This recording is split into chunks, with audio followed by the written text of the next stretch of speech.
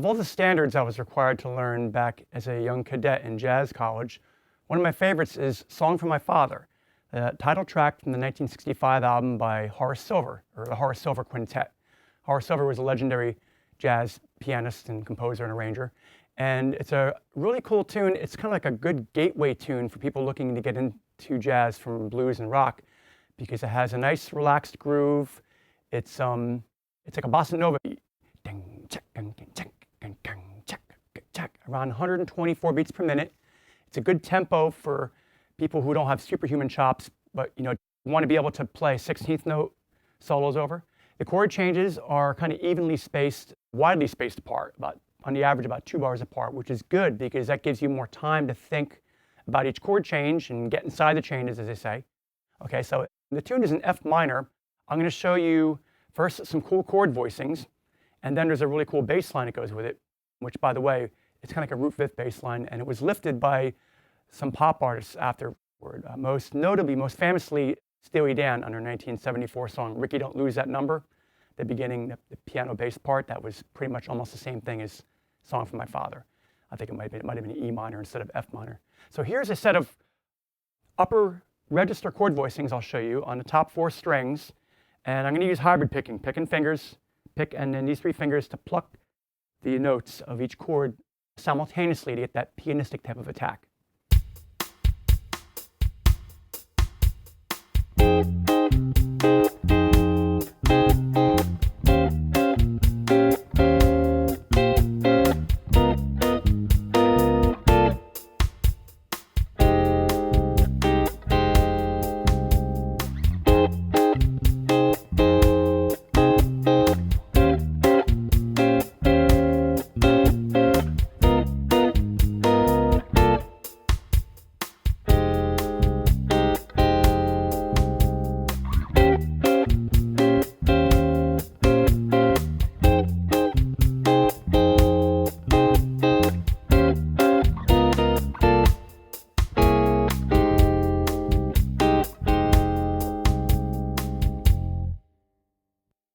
All right, here's a bass line that I've arranged for guitar on the bottom 2 strings to get that full tone way up high in the neck.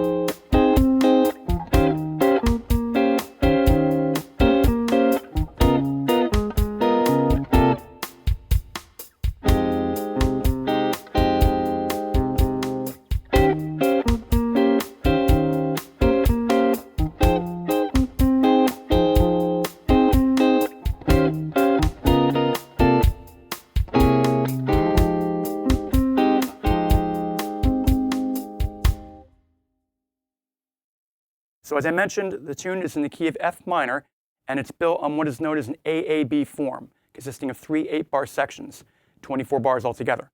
The first 8 bars, the A section, are repeated, and then the B section, or bridge, is played. The letters A, and B don't refer to the chord names, they just refer to the sections of the tune. Okay, so here's the first part. I'm just playing this shape here. I'm barring at the 12th fret. This is the F minor 9 chord. I'm using some fret hand muting to get those staccato rhythms, those little punctuated holes of silence. And you can see I'm picking the D string and then plucking the G, B, and high E strings. So I'm going 1, 2, 3, and 4, and 1, and 2, and 3, and 4. And then I use that same rhythmic motif for E flat 13. This is 11th fret, 12th fret, and then a pinky bar at the 13th fret. And the same rhythm. 1, 2, 3, and 4, and 1, and 2, and 3, and 4. A lot of upbeats. You find that in Latin jazz. And then in bar 5, the same thing. I move that shape down 2 frets to D flat 13. Then in bar 6, I just play this chord, C 13 sus 4, right on the beat. So it goes 1, 2, 3, and 4. 1, 2, 3, 4. 1, 2, 3, and 4, and 1, 2, 3, 4.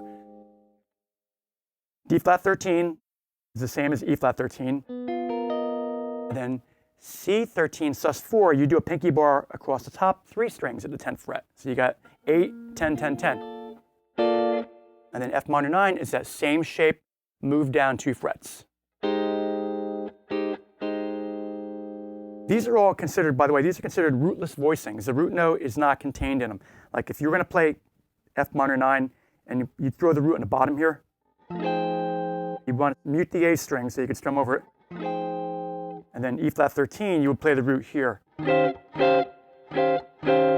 D flat 13, same thing. And then C 13 sus 4. In each case, I'm muting the A string with the back of my index finger and strumming because I don't have enough fingers to do the plucking thing. Unless I were to do it totally finger style, in which case I could go.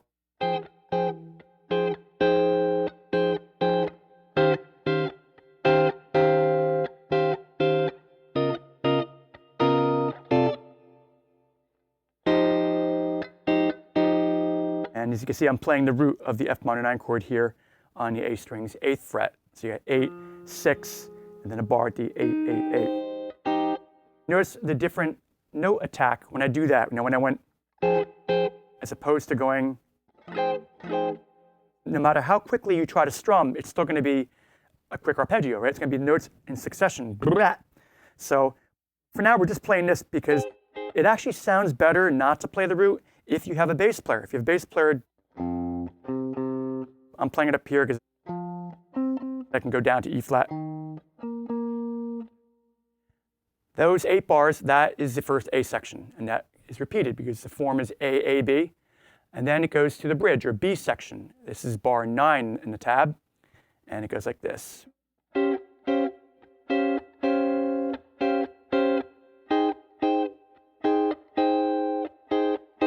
This is the same motifs that we've encountered in, it's almost like the first 4 bars of the A section in reverse, right? You're playing E flat 13 for 2 bars, using that same rhythm.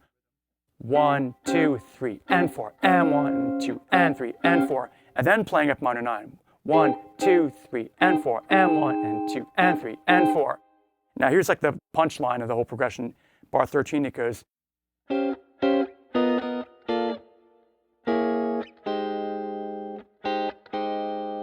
That's the last 4 bars, 13, 14, 15, and 16. So we have E flat 13, 1, 2, then we move to D flat 13, ba ba, C 13 sus 4, okay. And then this is a nice chord, C7 sharp 5 flat 9.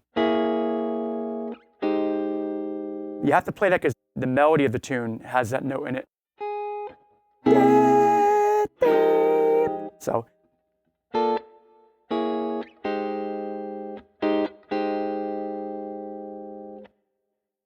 Here's an alternative set of chord voicings in the middle register, middle area of the fretboard of the guitar. These include the roots on the bottom. It's always good to have options, you know, if you're playing, say, just for jamming with another, say, a horn player or another guitar player, and you want to accompany them or comp for them, as they say in jazz lingo, and you don't have a bass player, it's good to have options like this. So here's a neat set of chord voicings for the same progression, the same AAB form, and I'll play it with the click and tempo.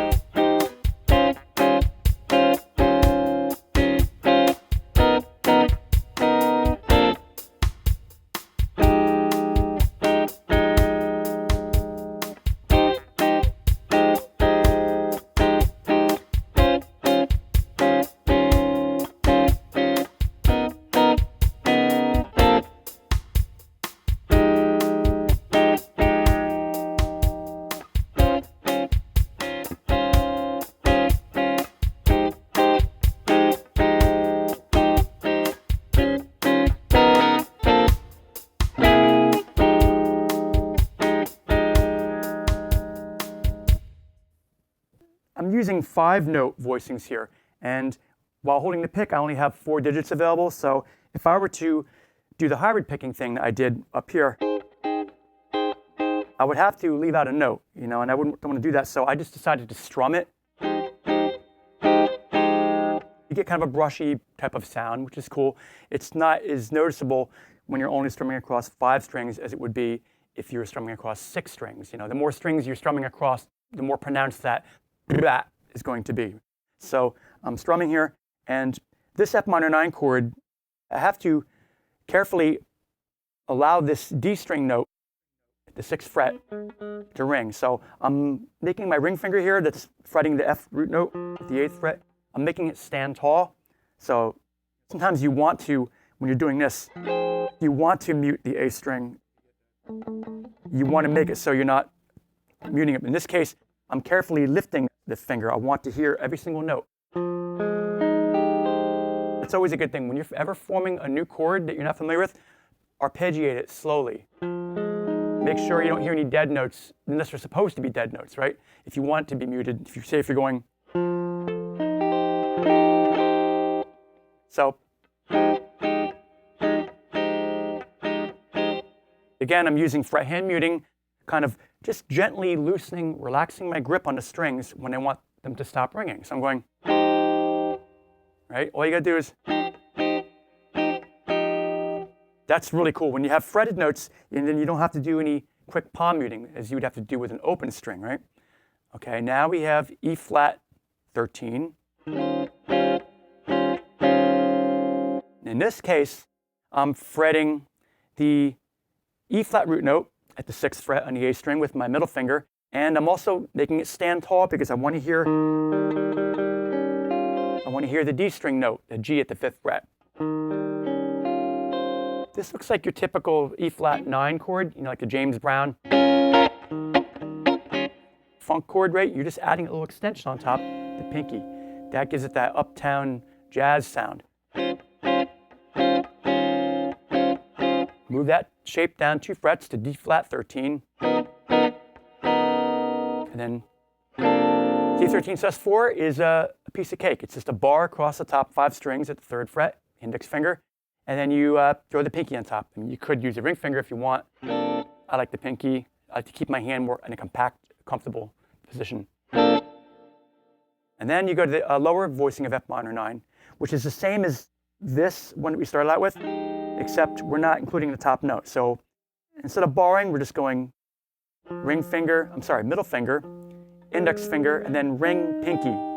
So it's 8, 6, 8, 8. That's a cool shape, minor 9 shape. Sounds really hip when you slide it around like that. And then we repeat the A section. B section, same form. It just says 2 bars in E flat 13, 2 bars in F minor 9, and then it goes down to. And then we have this new voicing, C7 sharp 5. Now here's a situation where we are not using the A string. We're intentionally muting it, so instead of having this finger stand tall, which would allow the open string to ring, which would sound horrible. Right? You know what that? I'm purposely touching the A string so as to like check it, making sure it doesn't ring. So I can just strum across the strings. That's a cool voice leading. And then this note goes. And then this note goes dee-da, and the bass goes do-do. Very hip sounding.